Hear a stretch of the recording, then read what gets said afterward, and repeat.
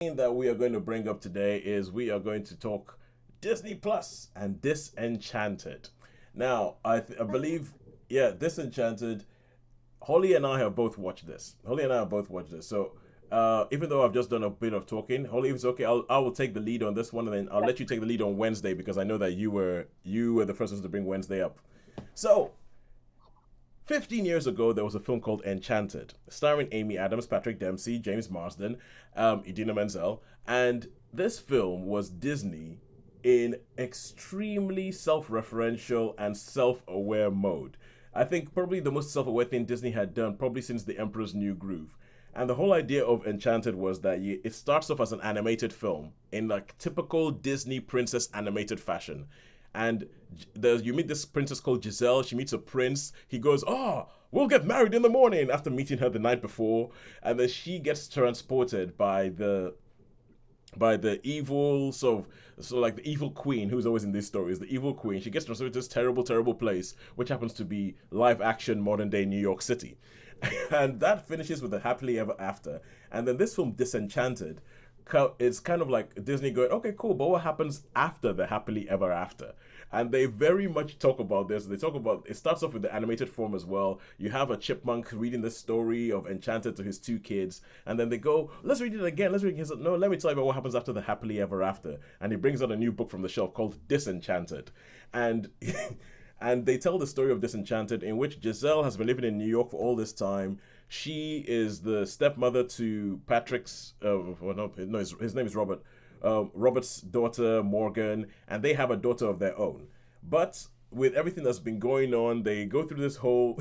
There's a bit where they talk about the modern problem of having to leave a city and go to suburbia, but they do it in a very Disney way, in a very Disney story way, which is actually quite cute. They have to move to this place called Monroeville, which is a little bit outside New York. Robert has to be a commuter to go in, and they talk through about all those different things that go through with life. And Giselle is finding it difficult because she's thinking things were so much better when I was back in Andalasia, which is a fairy tale world, and she understood how everything works. And here in this world, she doesn't understand sarcasm, and she doesn't know how she fits in. And when she tries to sing a song to get all the animals in the neighborhood to come together and work together, people tell her to stop singing and all that sort of stuff. But through story machinations, she ends up with a fairy wand, and she wishes that her life was like a fairy tale. She wishes her life was like a fairy tale, and as the story goes on, it gets a bit One Division in that the entire town of Monroeville gets transformed, and everybody in that town takes up different positions that you would usually find in a fairy tale. So the queen bee woman who like runs the neighborhood watch and all that kind of stuff. There's always that one woman who just sort of like says, "This is my town," and she becomes the queen, and then she has minions, and all these different people come in, and the twist that happens is that Giselle made this wish, forgetting that she is now a stepmother. And stepmothers, what are they always like in Disney tales? Evil. No.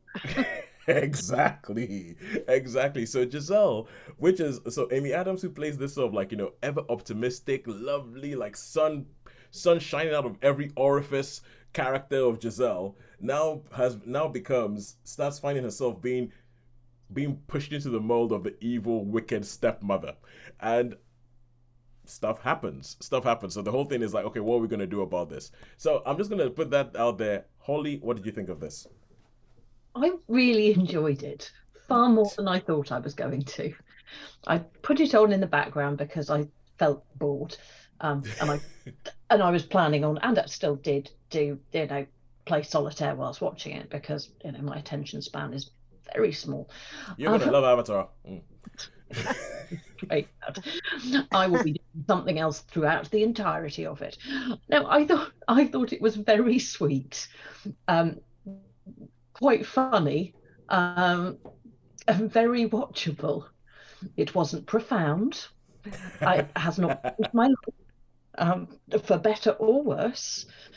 Um, but I am very pleased I watched it, and could very easily, and I can compulsively rewatch anything, Yeah. but I could happily put that on in the background again and still, smile gently throughout and have the odd giggle.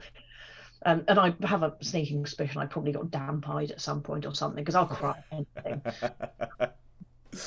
Statistics Well, speaking, I probably cried at some point. Yeah. Uh, Well, anything at all, I'll cry at. yeah, yeah. I mean, this is the thing with because and Disenchanted pulls off a similar trick with Enchanted in that because Enchanted was quite frankly it was Disney ripping the absolute fill in the blank out of themselves. So it was Disney understanding that look, okay, we have done stuff in the past with unrealistic beauty standards, with like there's certain conventions that we have put in place, and they acknowledge all of those. And I didn't think that there was anything else left to acknowledge. But Disenchanted finds more things to go into it. They bring James Marsden back, who for me was the MVP of the first film because he plays this. Oh, he's not quite dunderheaded, but he's quite full of himself, Prince. And he's the one who's all like, he comes into modern day New York and he's trying to attack a bus with a sword because he thinks it's a beast and all that kind of stuff.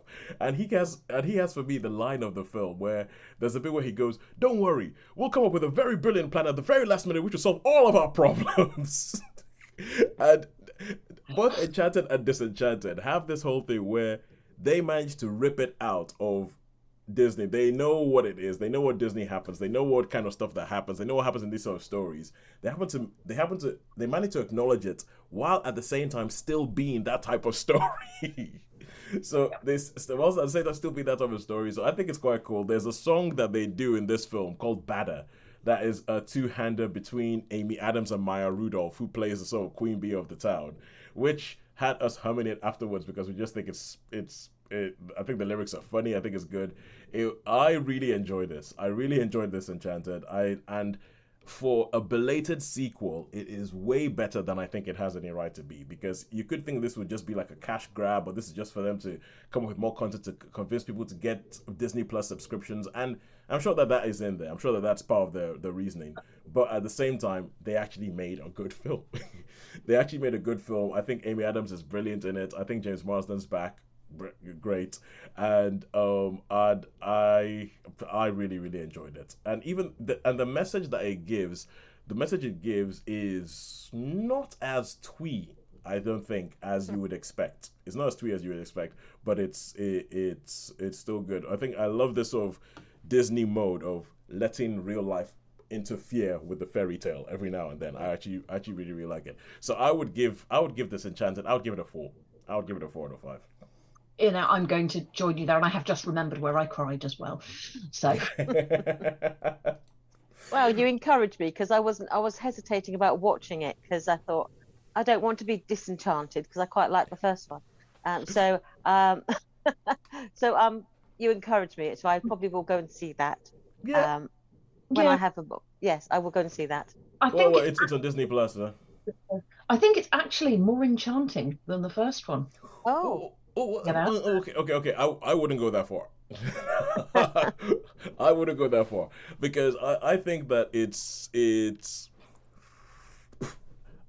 and I think that it depends on it becomes a thing of personal preference as to how well you think this works. So I don't think it's maybe as magical as the first one, but I think the first one had that sort of surprise element in it, Hmm.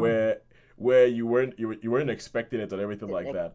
I love the fact that it's not just a retread. And for me, whenever you have a sequel, I always think that the best thing I can say about a sequel is that it feels like it's in the same world and it's a continuation of the story. And it is a continuation of that story without giving us just what we've seen before. And Yeah. I quite liked it. I think probably for me the weakest bit of it was the scenes where it looked like almost you could almost see that they were like, all right, we got to give Patrick Dempsey something to do in this film because yeah, is because this film is really all about the women. And we have this man who we need a reason for him to get off screen, so we need to give him something to do. And then those scenes are middlingly entertaining, but quite frankly, the film you could have had them. You could have had the film without those films, and it wouldn't make any difference. Quite frankly, it would make no difference to the film whatsoever. But yeah, I would recommend it. I would say Disenchanted is good. It does not embarrass the first film, which for me is the best thing. yeah. Oh, that you reassure me. Thank you.